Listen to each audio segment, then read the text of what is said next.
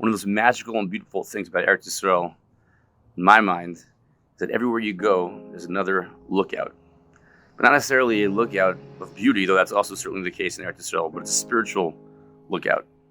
You drive by on the highway and you see a little sign for a kever, a gravesite of this special person, that special person. And I think really one of the most unbelievable parts of Eretz Yisrael are the parts we don't even know yet that exist. The archaeology, the soon-to-be-found places that we read about in Tanakh, and this is where it happened, where this God that we just figured out was buried over here. But as I believe very often in life, the land is reflected by its people. And I think Eretz Yisrael offers another beautiful thing, which is the people of Israel are treasures awaiting to be found. A quick story I'll share with you. There was a student of my wife many, many years ago who was going to a mall.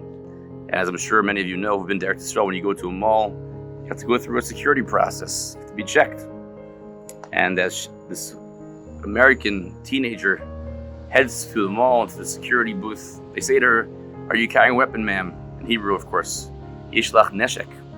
To which she naturally responds, "Of course not." She hands over her bag to the guard, and after a few seconds of running through it, he stops. He says to her in a loud voice, "I thought you said there was no neshek, there was no weapon in here." She's shocked. Of course there's no weapon in her bag. And he proceeds to pull out a Sefer Tehillim. "What do you call this?" "Here's a neshek, here's a weapon." And they both exchange a smile and a knowing nod, and she goes on her way to the mall. Who would ever have thought you would find a spiritual nugget as you walk through the mall of Israel and encounter a security guard? That's the way it is with the land as well. Constantly opportunities arise where the land will provide us with spiritual energies that have either already happened but we don't know about it yet, or are just around the corner of actually taking place. We're so lucky and fortunate to be, I personally am lucky to be living here in Eretz Yisrael.